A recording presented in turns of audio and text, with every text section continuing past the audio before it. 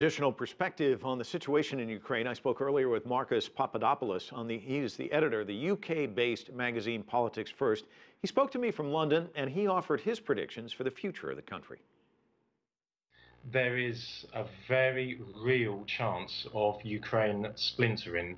Whether that means eastern parts, southern parts, and the Crimea splinter off into independent states, or if they seek reunion with Russia, it's very difficult to tell. Whether we have a situation like in Germany a few years after the Second World War, where two Germanys emerged, East Germany and West Germany, perhaps that could happen in Ukraine, West Ukraine and East Ukraine.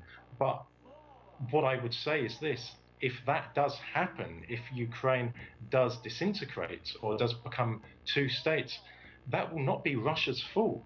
That will lie initially with the violent protesters and the irresponsible actions of the opposition, but ultimately the responsibility will lie with Washington and Brussels, because Ukraine should never have been treated as it has been treated in the last few months. But the fact that John McCain visited Kiev and called for the overthrow of the American government and new elections, it just demonstrates that John McCain, as many other American politicians and European Union officials, they only pay lip service to the notion of independence and sovereignty. But Marcus, let me just interrupt for just a second, because there is the counter argument. There are a lot of people who say that Yanukovych was democratically elected, but then he tried to gut the democratic principles in the country, and that he holds some responsibility as well. And so let me ask you this about Yanukovych. If he is brought into custody, what do you think happens to him?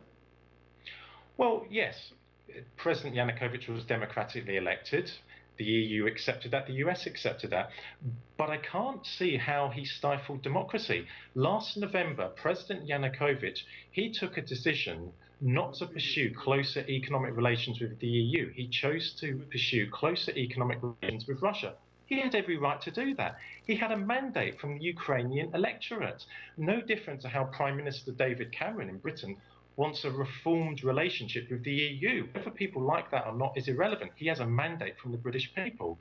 And the fact that an arrest warrant is now out for President Yanukovych, and we're hearing talk about how he needs to be sent to the International Criminal Court, that's absolutely ludicrous. He had every right to pursue closer relations with Russia.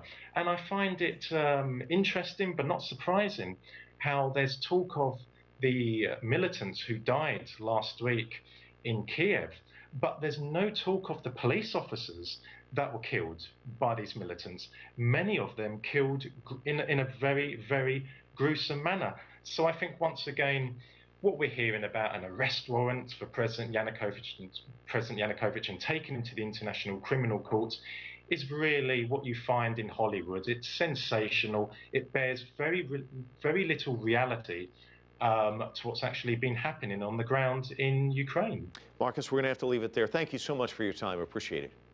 Thank you very much.